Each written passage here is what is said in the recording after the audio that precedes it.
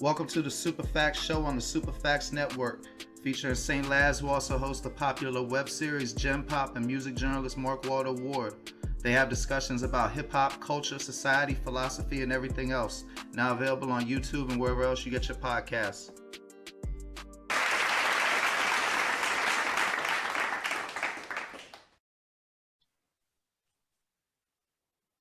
What up, world? It's your boy Mark Walter Ward, Super Facts Show, Super Facts Network. We got a special guest today, Bizarre D12. How you doing today, brother? What up, though? What's the word, man? Shit, man, that new song you just dropped is what's the word? I don't know if you saw. I posted on Dirty Glove Bastard, and I wrote, when Bizarre do a posse cut, you should bring a hell of a posse with you. But the whole city would be, Yeah, but I mean, even historically, back to M and Proof, you've always come, but yeah, those. I mean, like I said in the post, it's hard to pick the best verse on that. Like who got the best verse? I know yeah. I know you killed the hook though. Yeah, yep. Everybody showed out on this song. So what I want to know is though, how do I get some Buffies? Since you can show me how I get some Buffies. Oh man. And then, I'm sure everybody ain't hip to what Buffies are.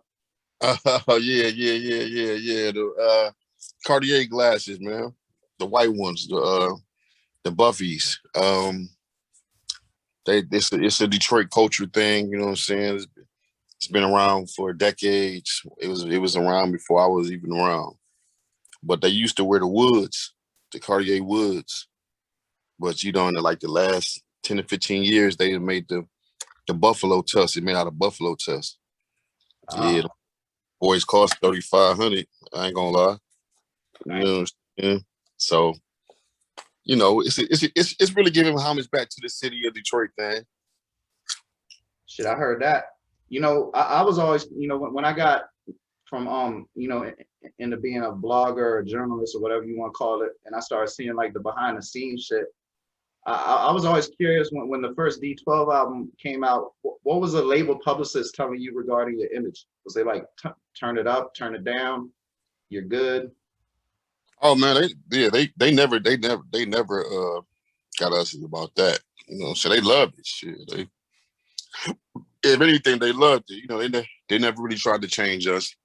I guess by the time they had already did Marshall, and all his crazy ass antics, what I'm saying, they was ready for us. Yeah, I heard that. So since we speaking of that era and all that time, you was around a lot of the aftermath stuff. What's the best unreleased Dr. Dre song you've heard? I mean, and it don't gotta have him on. It could just be he produced it. Oh man, I done heard so many. I can't even.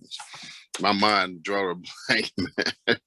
My mind drawing a blank. But I definitely heard some.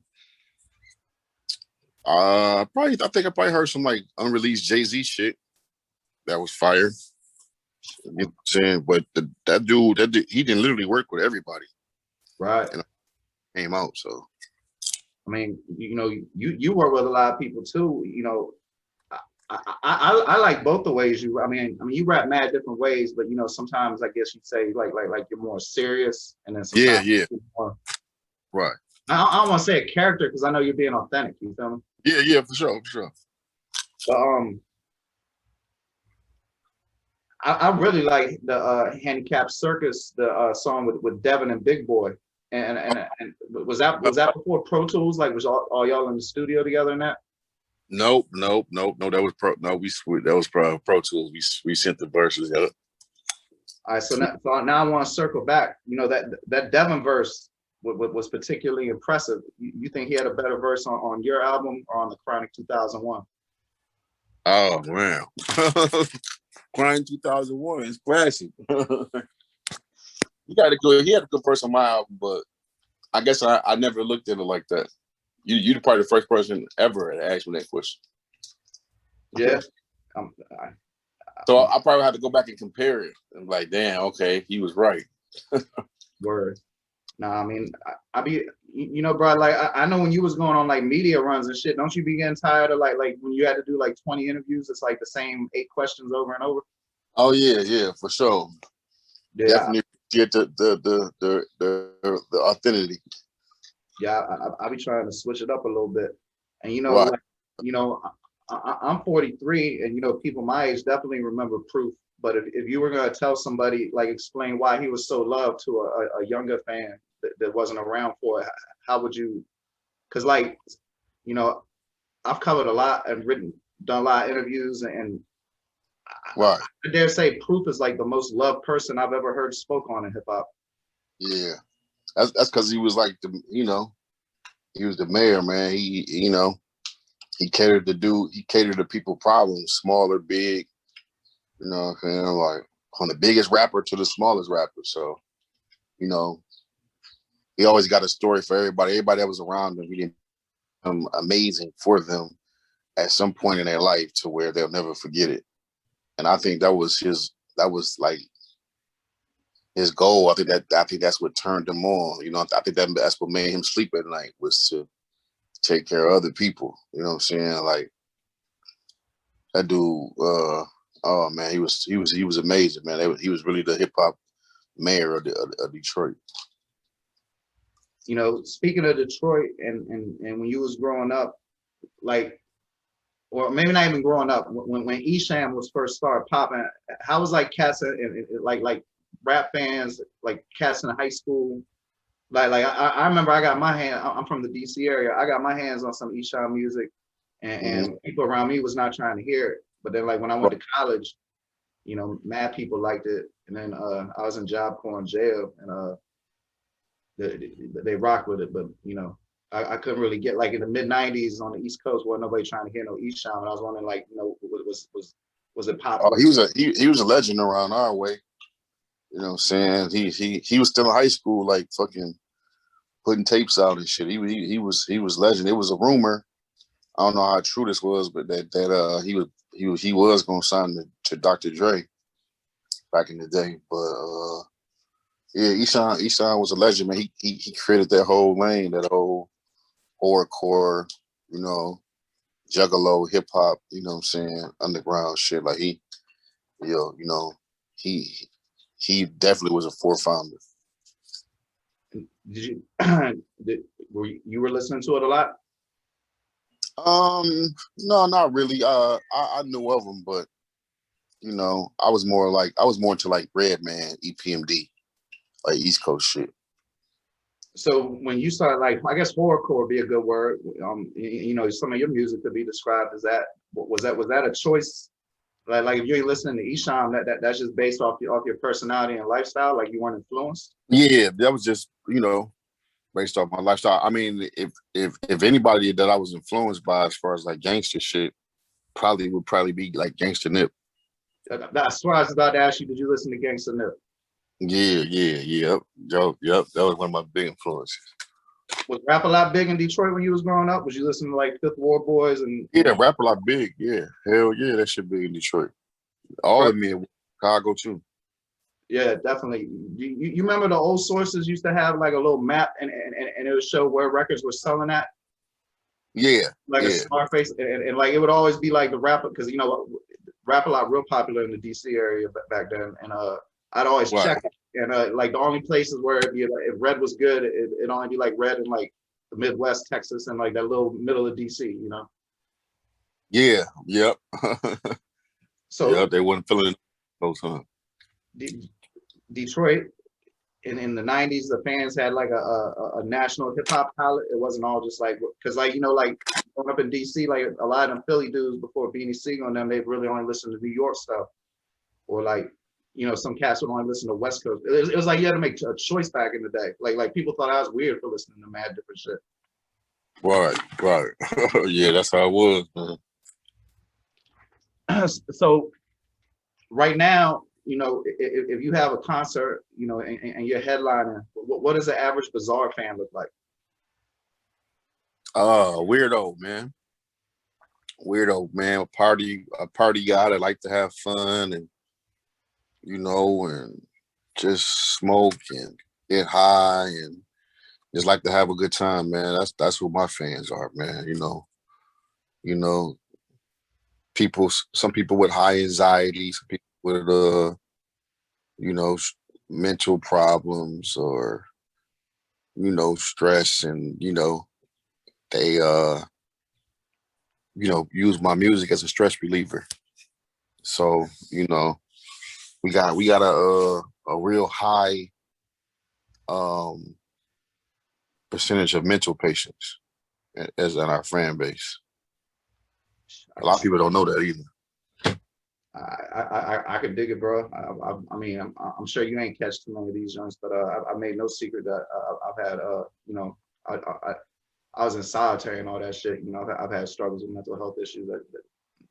That shit's real. I mean, anything that can help people relieve that's got to be a good thing, right? For sure. The We all go. my bad, he was lagging a little bit. It's good though. If you the other side of the spectrum, what's the most amusing reaction you've seen to somebody offended by your music? Um, Because I'm sure you must have heard some shit in your day. um, I just seen this clip on ESPN. I think this dude Ryan Clark. He was describing a football play. I think he was talking about when they took Aaron Rodgers out the game on the last play where they could have went to the playoffs.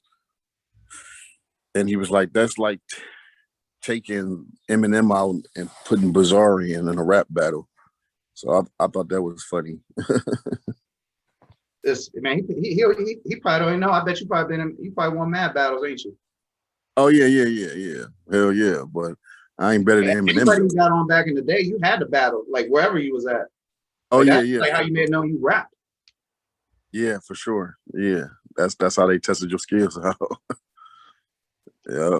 You had to battle. It's crazy. That man don't know. But Right.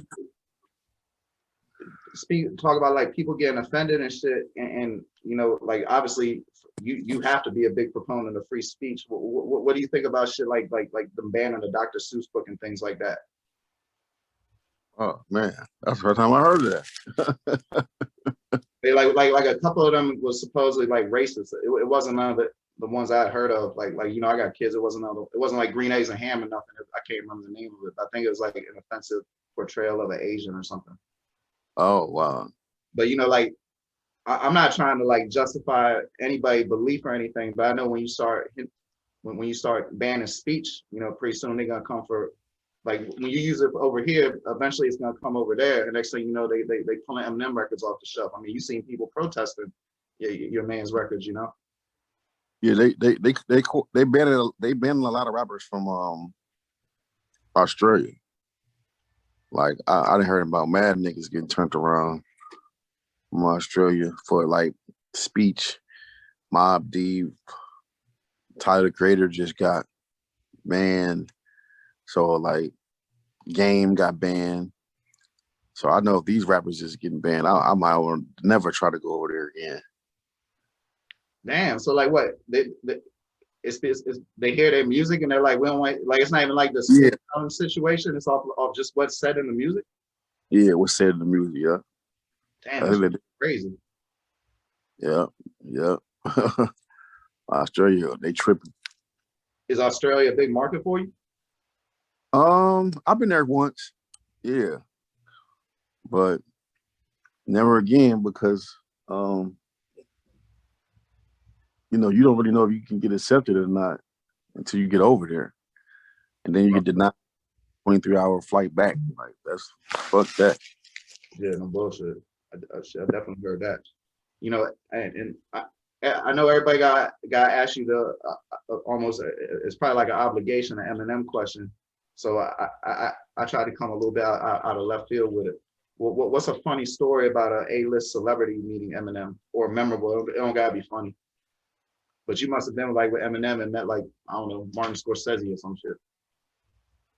A-list celebrity. Yeah, like not the usual shit, because like I said, bro, I know you must have seen some things. I mean, the only A-list celebrity I ever met that I was excited about. I mean, I was excited about all of them, but like Rihanna came, she kind of single me out. I was like in a corner at a show, and like her and her security team came up to me, and she was like, "Hi, my name is Rihanna," and I'm like, "I know who you are." Yeah. That was to see, that she knew who I was. So. Shit, good musicians like good music. That's they saying that shit. Right. I ain't never I've heard people hate on your music for what was said, but I ain't never heard no. I guess apparently Ryan Clark, but I ain't never heard nobody say you couldn't rap. Right. For sure. I just heard some people might not be cool with the subject matter sometimes. Yeah.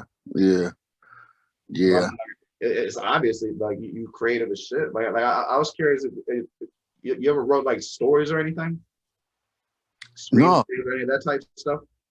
No. I never thought about that. That's a good idea, though. You should, bro. I mean, shit. How many man? You got so many you got whole projects that's cinematic. You could adapt some of your albums into a screenplay. Right. What's the one genre? It's got the hospital name in it. It came out in 2010. Man, I used to listen to it all the time too. Like Home from St. Andrews or something. Live from St. Andrews. Live from St. Andrews. Yeah. That right there. That's a movie. Yeah. That definitely was a move. Man. St. Andrews. I'm gonna think about that though. No, you should do that, brother. Shit, you definitely got like mad interest in shit that don't gotta be limited to music. Right.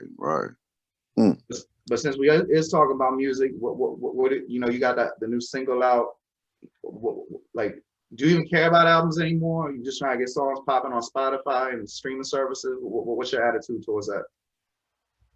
Yeah, I'm trying to drop 4 albums this year, but I gotta speed it up. I ain't even dropped 1 yet. I'm trying to drop 4 this year. So yeah, but I'm just taking the singles slowly, but I'm following back with the album, and I just want to keep people attention. You know what I'm saying? So you got to keep dropping. Oh, my bad. I'm sorry, bro. No, you good. Yeah, this one it's like lagging like a little second, but shit. Before this song gets dropped though, everybody should definitely go check out Bizarre Spotify. Those compilation mixtapes you got. Oh yeah. Like his discography, he got these compilation mixtapes of like everything you did.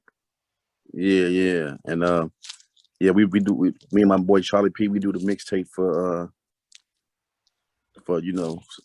unsigned indie artists trying to get on. You know what I'm saying? We do little mixtapes, and I host them, and then I put like 3 or 4 new songs nobody never heard on there. You know what I'm saying?